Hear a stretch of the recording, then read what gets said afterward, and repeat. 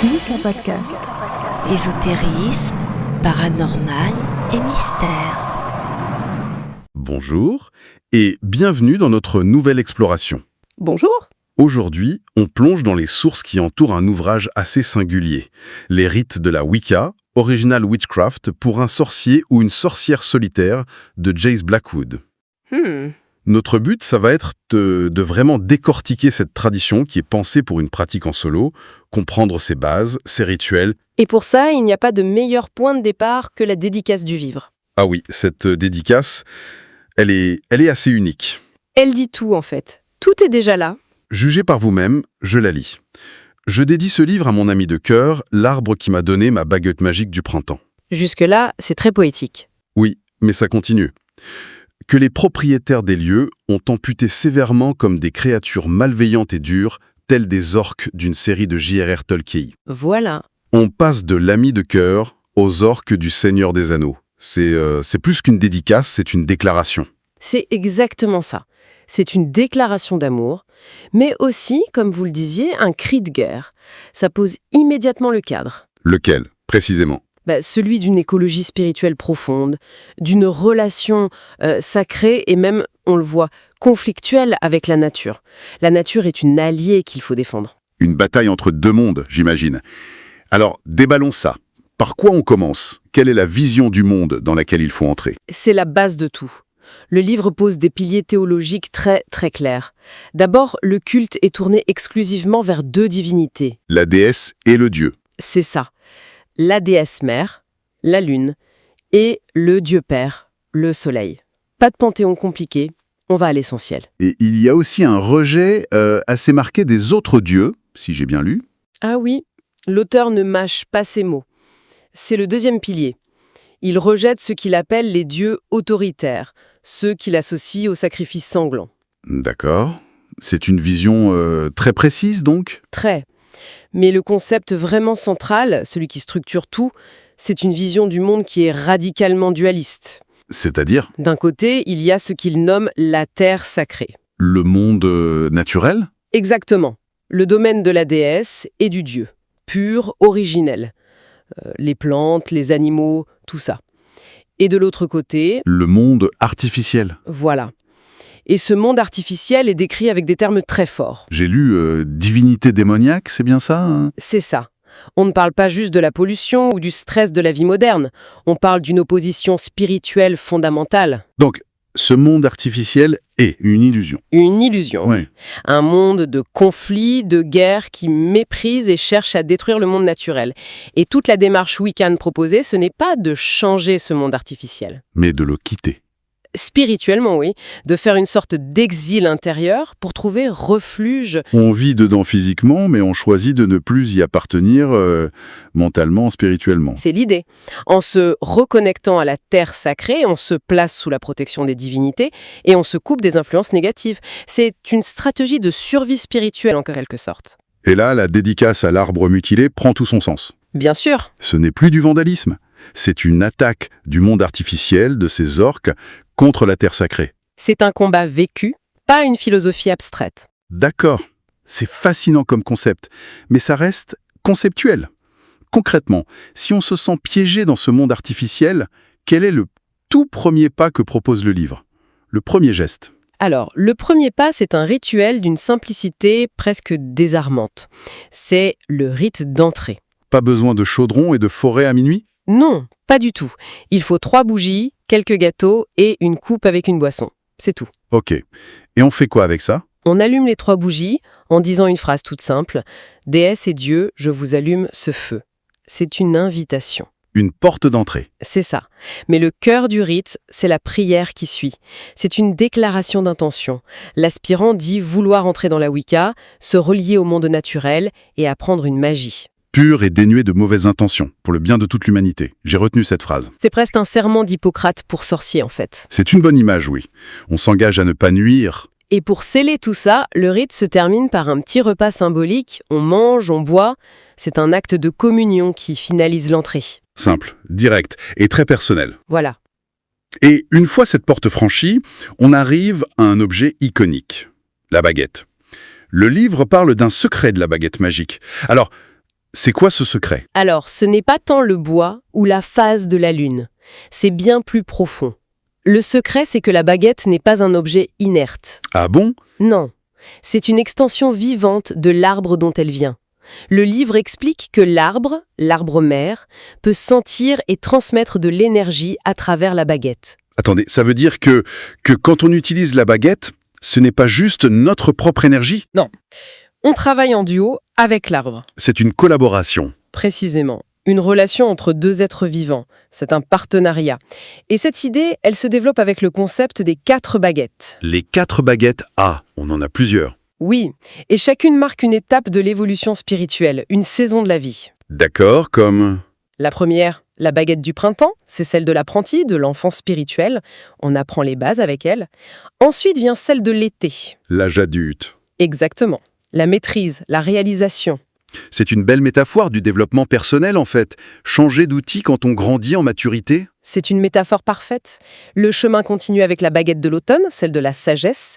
Et enfin, la plus personnelle, la baguette de l'hiver. Qui est faite à partir de quel bois? À partir de l'arbre qui correspond à notre propre âme, à notre essence. C'est l'aboutissement du parcours. Et j'imagine que l'arrivée de chaque nouvelle baguette est un petit événement. Absolument. Il y a un petit rituel d'accueil très simple pour chacune, avec une bougie de couleur qui rappelle la saison, vert clair, vert foncé, orange, marron. Ça marque la progression. D'accord. Le chemin est donc balisé. On a la philos, le premier rite, la première baguette. Comment est-ce que ça vit au quotidien, au fil de l'année? La pratique s'articule autour de 2 grands rythmes du ciel, la lune et le soleil. Commençons par la lune. Pour la lune, le moment clé, c'est bien sûr le rite de pleine lune. Mais ce qui est intéressant, c'est comment le livre l'aborde. Ce n'est pas d'abord un rituel pour demander des choses. Ah, ce n'est pas une liste de courses magiques alors. Non, justement. C'est avant tout un moment de célébration, d'émerveillement. Le livre propose un rituel très poétique. On élève une bougie blanche vers la lune pour la charger de son énergie. On commence par recevoir. Voilà, l'émerveillement avant la requête. C'est seulement après ce moment de contemplation que l'on peut, si on le souhaite, formuler une demande. J'aime bien cette posture, c'est très humble. Et pour le soleil, on connaît les noms, Samhain, Beltane, comment le livre les intègre? Il leur donne une structure symbolique très particulière. Les 8 fêtes de l'année ne sont pas juste des fêtes saisonnières, elles retracent le cycle complet d'une vie humaine. Naissance, croissance, déclin, mort. Oui. Et plus encore, ce cycle annuel correspond aussi, étape par étape, au déroulement d'un grand rituel de sorcellerie. Donc l'année entière devient un seul et unique grand rituel. Exactement. Qui se déploie sur 12 mois. C'est une perspective assez vertigineuse. Comment ça se traduit? Prenons 4 moments pour illustrer. L'équinoxe de printemps, c'est sunrise, le lever du soleil. C'est le début, l'ouverture du cercle rituel pour l'année. D'accord. Le solstice d'été, c'est midday, midi. C'est l'apogée, le cœur du rituel, la célébration de la joie, de la puissance. Ok, donc l'année comme un grand rituel. Mais est-ce que ce n'est pas un peu intimidant pour quelqu'un qui débute? Maintenir une conscience rituelle pendant 365 jours? C'est une bonne question. Mais c'est plus un guide qu'une contrainte. On n'est pas en rituel tout le temps. Ces 8 fêtes sont des points de repère. Des moments pour se reconnecter. C'est ça. D'ailleurs, la suite du cycle le montre bien. Après l'apogée de l'été, vient l'équinoxe d'automne, sunset, le coucher du soleil. C'est le moment de la clôture, on libère les énergies, comme quand on ferme un cercle à la fin d'une cérémonie. Et on arrive logiquement à midnight, minuit. Le solstice d'hiver, le jour le plus court. Et là, le livre est très clair. C'est un temps de repos. Une célébration paisible, sans action rituelle particulière. C'est le sommeil du monde, le temps de la gestation intérieure. Le système est donc très organique. Il respecte les phases d'action et de repos. Il y a un élément qui revient tout le temps à la fin des cérémonies, c'est le repas rituel. On pourrait penser que c'est juste un petit encas, mais j'ai l'impression que c'est bien plus que ça. Ah oui, c'est un point central de la communion. Ce n'est pas un encas, c'est une célébration en soi. C'est l'acte par lequel on reçoit et on honore les bénédictions. Avec un symbolisme très précis, j'imagine. Très. Le breuvage, qui ne doit pas être de l'eau, représente la déesse, l'élément yin, liquide. Et les gâteaux, c'est le dieu, l'élément yang, solide. J'ai vu qu'il y avait même des formes suggérées, des croissants de lune. Oui, des croissants pour la lune, des gâteaux ronds pour le soleil. C'est simple, c'est visuel, ça renforce le lien. Mais l'instruction la plus importante, ce n'est pas ça alors. C'est quoi alors? C'est l'attitude. Le livre insiste lourdement sur la spontanéité. Ah, Il est écrit noir sur blanc, pas d'oraison à répéter à chaque célébration. Il est important que ce soit fait avec spontanéité, comme un enfant le ferait, que ce soit le cœur qui parle. c'est l'antidogme, en fait. C'est l'opposé de la prière apprise par cœur. Totalement. La relation avec le divin n'est pas formaliste, elle se veut intime, vivante. Ce n'est pas une récitation, c'est une conversation. On dit merci avec ses propres mots. On dit merci, on dit je t'aime à la déesse et au dieu, comme on le ferait à un ami. Et c'est là qu'on comprend à quel point cette approche est faite pour une pratique solitaire. Tout est conçu pour être personnel, intuitif, loin des clichés de rituels rigides. L'authenticité du sentiment passe avant la perfection de la forme. C'est le fil rouge de tout l'ouvrage. Alors, après cette exploration, qu'est-ce qu'on retient de tout ça, si on devait résumer? Je dirais que ce livre dessine une voie wiccan solitaire qui est avant tout une écologie spirituelle. C'est une spiritualité de la terre, ancrée dans l'amour et la défense de la nature. Et cette vision est structurée par l'opposition entre le monde naturel et le monde artificiel. Exactement. Et les rites sont là pour renforcer ce lien, pour reconnecter l'individu au grand cycle naturel. Pour qu'il puisse puiser sa force dans cette terre sacrée. C'est ça. Mais il faut noter que l'ouvrage se présente très humblement. Il ne prétend pas être une encyclopédie.